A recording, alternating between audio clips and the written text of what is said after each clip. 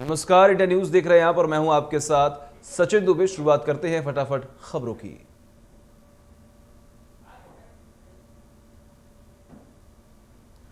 जम्मू कश्मीर के श्रीनगर में बीएसएफ में सब इंस्पेक्टर राकेश डोभाल को दी गई श्रद्धांजलि पाकिस्तानी की तरफ से की गई थी। गोलाबारी में शहीद हुए थे राकेश डोभाल।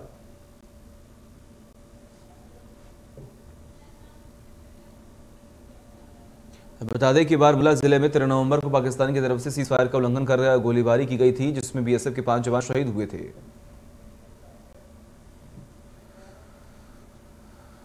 पश्चिम बंगाल के आसनसोल जिले के एक गांव में भीषण आग लग गई, जिसमें लाखों के नुकसान की आशंका है। गनीमत रही कि इस हादसे में कोई हताहत नहीं हुआ।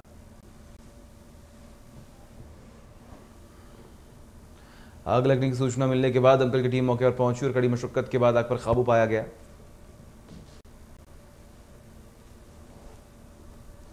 जम्मू कश्मीर और लद्दाख के ऊंचाई वाले इलाकों में शनिवार को सीजन पर की पहली बर्फबारी हुई, जिसकी वजह से श्रीनगर लेह राजमार्ग को बंद करना पड़ा। इसके साथ ही कश्मीर पहुंचे पर्यटकों ने बर्फबारी का जमकर आनंद भी उठाया।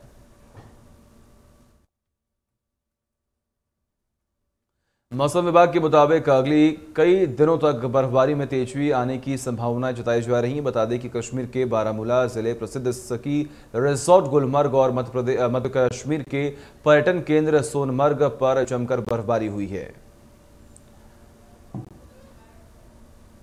मौसम विभाग ने पहले ही इस संबंध में प्रशासन को चेतावनी दे दी थी। मौसम विभाग का है कहना कि बारिश और बर्फबारी का असर हवाई सेवाओं और सड़क यातायात पर पड़ता हुआ दिखाई देगा।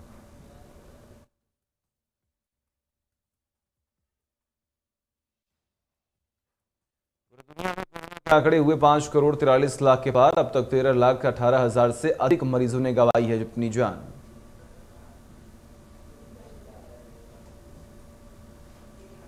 अमेरिका में कोरोना ने जमकर मचवाई तबाही। कुल मरीजों की संख्या हुई 1 करोड़ 12 लाख के पार। अब तक 68 लाख 91 हजार से अधिक मरीज हो चुके हैं स्वस्थ।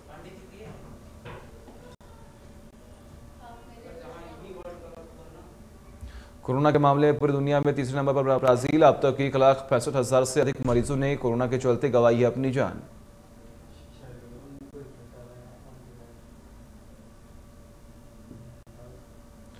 रूस में कोरोना के मरीजों की लगातार बढ़ रही संख्या। कुल मरीजों की संख्या हुई 19,03,000 के पार। अब भी 4,44,000 से ज्यादा केस एक्टिव।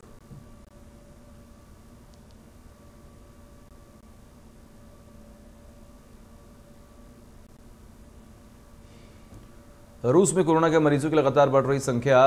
कुल मरीजों की संख्या हुई 14,92,000 के पार। 40,700 से अधिक मरीजों की हो चुकी है मौत।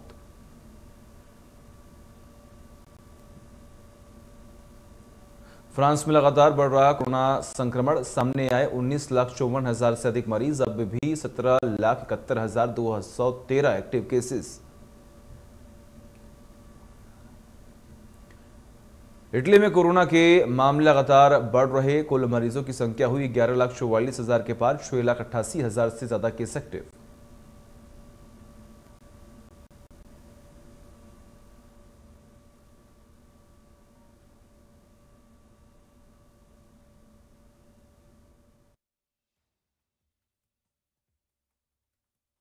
राष्ट्रपति चुनाव के नतीजों के बाद डोनाल्ड ट्रंप का पहला भाषण। बोले, अप्रैल तक मिलेगी कोरोना वैक्सीन।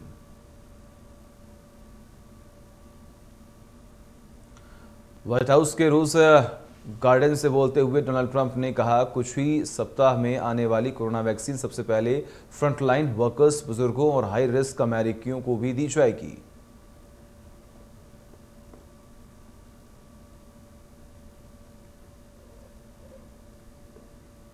देश में 24 घंटे में 4 के आसपास अगर बात की जाए तो 41,658 नए मामले आए सामने। 449 मरीजों की मौत। 88,14,000 से ज्यादा संक्रमित केस। 4,80,000 से ज्यादा एक्टिव केसेस।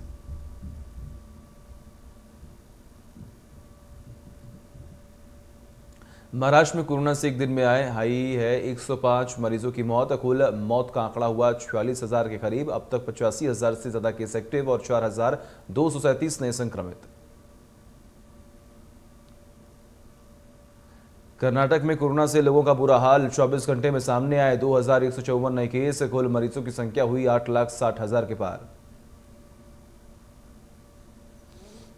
तमिलनाडु में कोरोना से हाहाकार। एक दिन में आए 1912 नए केस, अब भी 17,000 से अधिक केस एक्टिव। अब तक 11,466 से ज्यादा की हो चुकी है मौत।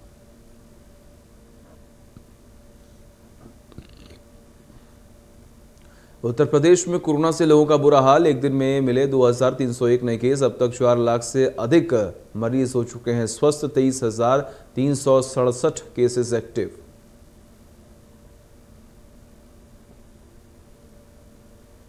राजस्थान में कोरोना के 18,000 से अधिक केसेस एक्टिव। एक दिन में 2,162 नए केस आए सामने।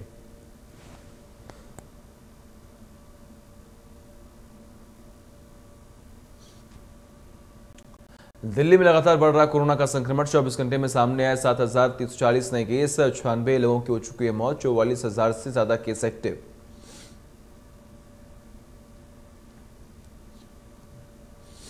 आंध्र प्रदेश में एक दिन में आए कोरोना के 1,657 नए केस। मरीजों का आंकड़ा हुआ 8,52,000 के पार। 19,000 से ज्यादा केस एक्टिव। हरियाणा में लगातार बढ़ रहा कोरोना का संक्रमण। 24 घंटे में सामने आए 2,118 नए केस। 5 लोगों की हो चुकी है मौत। 19,000 से ज्यादा केसेस एक्टिव।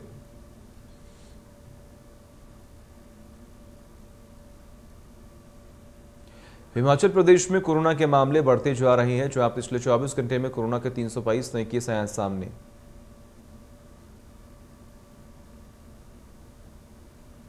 हिमाचल प्रदेश में अब तक 29,000 से ज्यादा लोग संक्रमित हो चुके हैं। वहीं 6,713 से अधिक एक्टिव केसेस मौजूद। चंबा में कोरोना का कहर लगातार बढ़ता ही जा रहा है। चंबा में 1,500 के पार कोरोना के मामले आए सामने।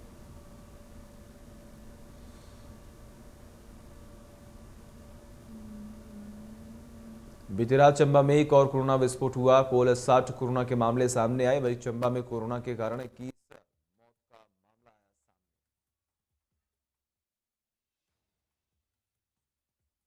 इसी के साथ चंबा में कुल मामलों की संख्या हुई 1,551। एक्टिव केस 304 हुए। रिकवर हुए केसेस 1,223।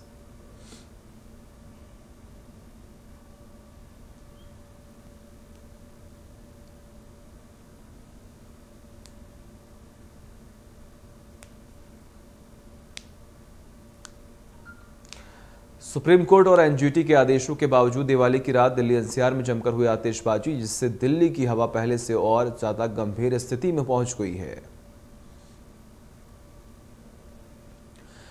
दिवाली की रात हुई आतिशबाजी के चलते दिल्ली का एयर क्वालिटी इंडेक्स गंभीर श्रेणी में आज जा पहुंचा। कई इलाकों में एयर क्वालिटी इंडेक्स 999 तक पहुंच चुका है। प्रदूषण की स्थिति से निपटने के लिए उत्तरी दिल्ली नगर निगम ने आधी रात में सदर बाजार इलाके में पानी का छिड़काव भी किया।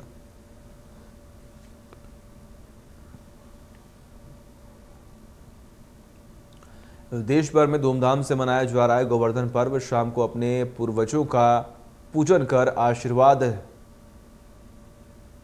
लोगों ने लिया। दीपोत्सव के तीसरे दिन कार्तिक मास के शुक्ल पक्ष की प्रतिपदा को गोवर्धन पर्व मनाया जाता है।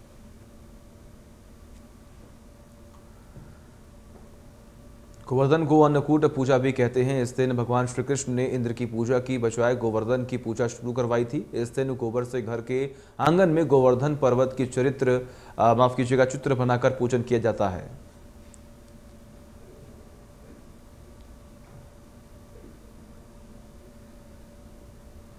हाल ही में पंजाब में कृषि कानून को लेकर सियासी हलचल देखी गई थी। इसी बीच बीजेपी और अकाली दल ने अपना नाता छोड़ दिया था। इसके बाद बीजेपी ने फेरबदल करते हुए पार्टी के एक और महासचिव दुष्यंत गौतम को पंजाब, चंडीगढ़ और उत्तराखंड का प्रभारी बनाया है। पंजाब में अकाली दल से अलग होने के बाद पार्टी को पूरे राज्य से संगठन मजबूत करने का अवसर मिला है। अब यह काम दुष्यंत के लिए काफी चुनौती भरा होगा।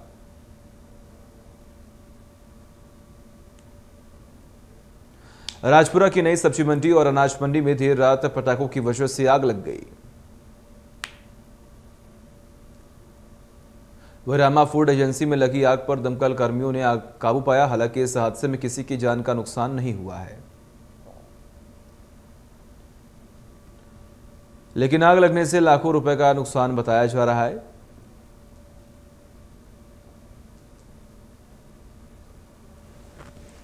फाजिल्का के अबोहर में कॉटन फैक्ट्री में भीषण आग लग गई। सूचना मिलते ही मौके पर पहुंची दमकल गाड़ियां।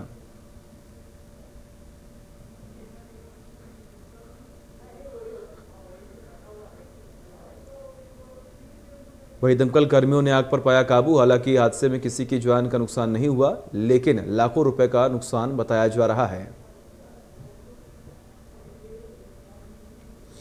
शनिवार को देश भर में दिवाली की धूम देखने को मिली। घरों से लेकर मंदिरों तक सभी जगहों पर दिवाली की रौनक बनी रही है। पूरा देश रंग बिरंगी लाइटों की रोशनी से जगमगा उठा और कोरोना महामारी के बीच भी लोग जश्न में डूबकर एक दूसरे को मिठाई बांटते हुए और बधाइयां देते हुए नजर आए।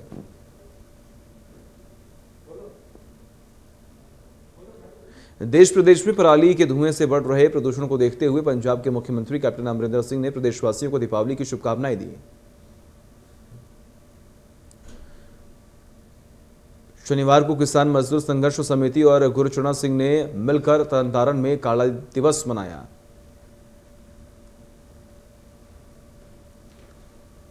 किसानों और दुकानदारों ने काले झंडे दिखाकर विरोध व्यक्त किया। वहीं प्रदर्शनकारियों का कहना था कि केंद्र की मोदी सरकार मालगाड़ियों को रोककर पंजाब की आर्थिक स्थिति को खराब कर रही है।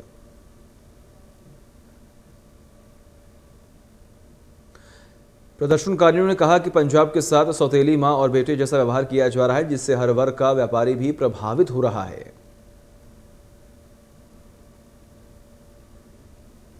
मोगा के बाघापुराना में पटाखों की चिंगारी से कबाड़ के गोदाम में आग लग गई। सूचना मिलते ही मौके पर पहुंची दमकल कर्मियों ने आग पर काबू पाया। जैतो में एक ऐसा मामला सामने आया जहां एक लंबे समय से प्रसिद्ध मिठाई टोटा शहर के निवासी द्वारा खरीदा जाता था और बड़े उत्साह के साथ घर ले जाया करता था, लेकिन जब उसने मिठाई का डिब्बा खोला तो टोटा की मिठाइयां खराब हो चुकी थी। वहीं विक्रेता दुकानदार के पास वापस गया तो उसने कहा कि वो कोटकपुरा से टोटा मिठाई खरीदता है और उन्हें बेचता है, जो आज उसके द्वारा लाया गया था। उन्होंने टोटा बनाने और बेचने वाले के खिलाफ कार्रवाई की मांग की है।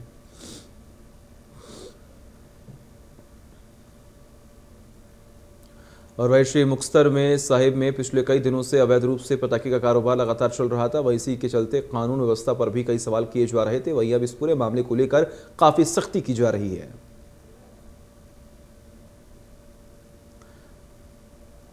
श्री मुक्तसर साहिब की पुलिस ने देर रात स्थानीय तुलसीराम स्ट्रीट में अवैध रूप से चल रहे थोक पटाखा व्यापारियों के गोदामों में छापेमारी की। इस छापेमारी में पुलिस ने पटाखे भी बरामद किए, पर सूत्रों के हवाले से पता चला कि इन गोदामों में से पुलिस ने महज 5% पटाखे ही जब्त किए हैं।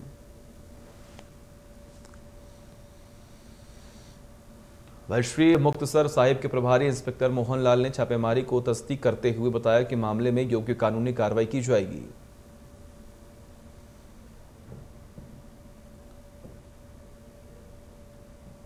नावा ब्लॉक के दुल्हड़ी गांव में एक बहुत ही दर्दनाक घटना हुआ, जहां बीती रात 22 वर्षीय अजय की धारदार हथियार से हत्या कर दी गई। युवक को नाभा के सरकारी अस्पताल ले जाया गया, जहां उसने दम तोड़ दिया। वहीं नाभा सदर पुलिस अब हत्या के मामले की जांच कर रही है।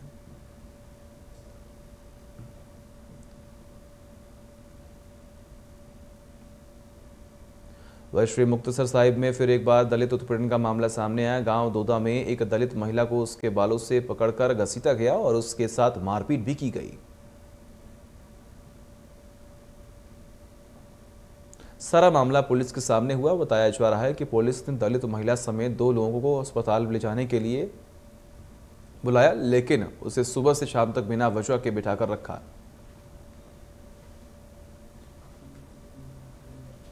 वह इस मामले की सारी वारदात तस्वीरों में कैद हैं। पुलिस ने इस मामले में सिर्फ मूक बधिर होकर तमाशा देखा है।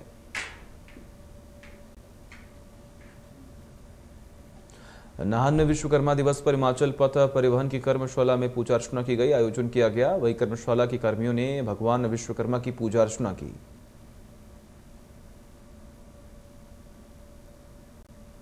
वही कर्मशाला कर्मियों ने अपने औजारों सहित मशीनों की भी पूजा की और भगवान श्री विश्वकर्मा से सुख समृद्धि की प्रार्थना भी की।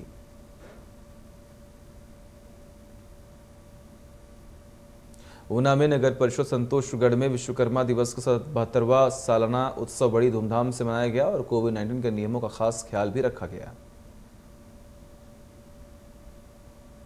ऊना में आलू की फसल तैयार हो गई। महज 2 महीने में पूर्व खेतों में बीजी गई फसल अब मंडियों में जाने के लिए तैयार हो चुकी है।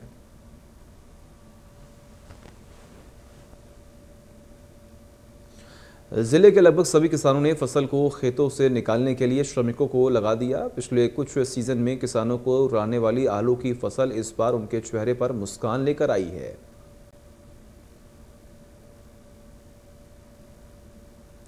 नई फसल के बाजार में उतरने से आलू के दामों में काफी कमी आने की उम्मीद है। वही कृषि उप निदेशक डॉक्टर अतुल कुमार डोगरा ने कहा कि इस बार तापमान ज्यादा रहने के चलते आलू की फसल थोड़ी सी लेट जरूर हुई, लेकिन फसलों की पैदावार बम्पर है।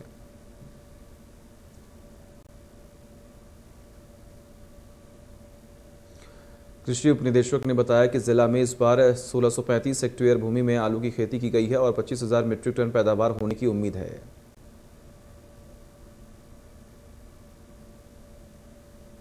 ऊना में जिला सचिवालय के पास एक कार अनियंत्रित होकर दुकान में जा घुसी। इस दौरान दुकान के बाहर खड़ा दुकानदार का बेटा घायल हो गया।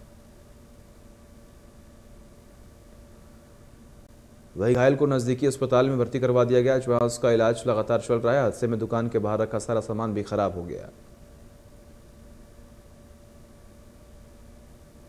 वही पुलिस टीम ने घटनास्थल का मुआयना कर मामले की जांच शुरू कर दी है और एसएचओ ऊना सदर गौरव भारद्वाज ने बताया कि पुलिस ने मामला दर्ज कर लिया है और आगामी कार्रवाई शुरू कर दी है।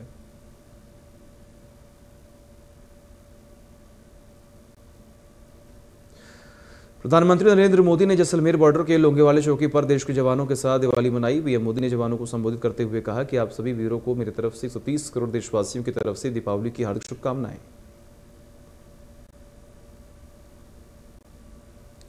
पीएम ने कहा कि देश की सरहद पर हो, आसमान पर हो, ये फिर समंदर में, राष्ट्र रक्षा में जुटे हुए देश की बेटियों और बेटे घर सुरक्षा बल हर किसी की दिवाली से इस पावन पर्व पर नमन करता हूं।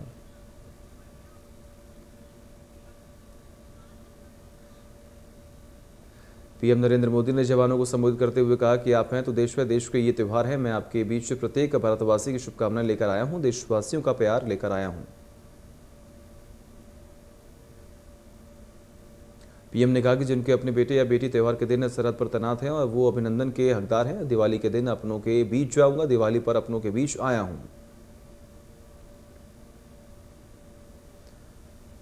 पीएम नरेंद्र मोदी ने कहा कि आप भले ही बर्फीली पहाड़ी पर रहें या फिर रेगिस्तान में, मेरी दिवाली आपके बीच आकर पूरी होती है। आपके चेहरे की रौनक देखता हूं तो मेरी खुशी बढ़ जाती है। पीएम मोदी ने कहा कि अगर देश की किसी पोस्ट का नाम अगर किसी को याद है तो वो लोंगेवाला पोस्ट है। इस पोस्ट पर आपके साथियों ने शौर्य की ऐसी गाथा लिख दी है जो लोगों को याद है।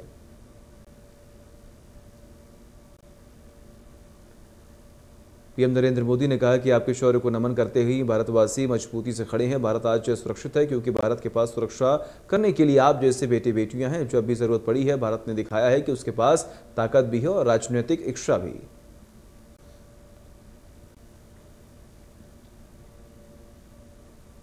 सर्जिकल स्ट्राइक की चर्चा करते हुए पीएम नरेंद्र मोदी ने कहा कि आज भारत आतंकियों को घर में घुसकर मारता है। आज दुनिया जान रही है, समझ रही है, ये देश अपने हितों से रत्ती भर भी समझौता करने वाला नहीं है।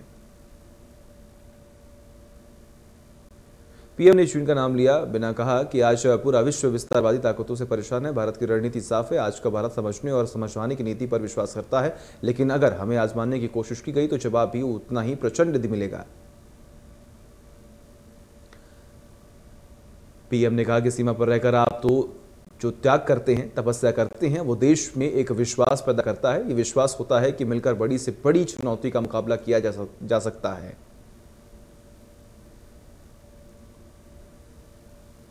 सोना खरीदने पर अब ग्राहकों को ठगी होने की चिंता नहीं रहेगी। केंद्र सरकार अगले साल से एक ऐसा नियम लागू करने जा रही है जिसके बाद आपको 100% शुद्ध सोने के आभूषण मिलेंगे। गोल्ड ज्वेलरी पर अनिवार्य हॉलमार्किंग 1 जुलाई 2021 से लागू होगा। पहले यह नियम 15 जनवरी 2021 से लागू होना था। दरअसल ज्वेलर्स को BIS के तहत एक तय समय में के अंदर खुद को रजिस्टर्ड करना था, लेकिन काफी ज्वेलर्स वक्त पर खुद को रजिस्टर्ड नहीं करवा पाए। ज्वेलर्स ने सरकार से डेडलाइन को बढ़ाने का मांग की। सरकार ने डेडलाइन को उस समय बढ़ाकर 1 जून 2021 कर दिया था। ज्वेलर्स की दलील थी कि इतने कम वक्त में मौजूदा स्टॉक को लिक्विडेट करना आसान नहीं होगा। महाराष्ट्र सरकार ने प्रदेश में सभी धार्मिक स्थल खोले जाने की अनुमति दे दी है। आपको जानकारी दें कि महाराष्ट्र सरकार ने शर्तों के साथ 16 नवंबर से शर्तों के साथ सभी मंदिर खोले जाने की इजाजत दे दी है। मंदिरों में पहुंचने वाले दर्शनार्थियों को सरकार की ओर से जारी गाइडलाइंस का पालन करना होगा। मंदिरों में मास्क पहनकर ही जाने की इजाजत दी गई है। ऑस्ट्रेलिया दौरे पर गई भारतीय टीम और सहयोगी स्टाफ कोरोना वायरस से जांच में नेगेटिव पाए गए हैं। टीम इंडिया ने वहां अभ्यास भी शुरू कर दिया है। टीम इंडिया के ऑस्ट्रेलिया पहुंचने के बाद स्टीव स्मिथ ने जसप्रीत बुमराह और मोहम्मद शमी की अगुवाई वाले भारतीय तेज गेंदबाज आक्रमण की चुनौती दी है। स्मिथ ने टेस्ट सीरीज से पहले कहा कि उन्होंने जीवन में इतनी शॉर्ट गेंदों का सामना किया है कि अब उन्हें डर नहीं लगता। स्मिथ ने कहा कि उनके सामने शॉर्ट गेंद डालने से ऑस्ट्रेलिया को ही फायदा होगा। उन्होंने न्यूज स्कोर से कहा, अगर टीमें मुझे शॉर्ट गेंद डालने की सोच रही है तो इससे हमारी टीम को ही फायदा होगा।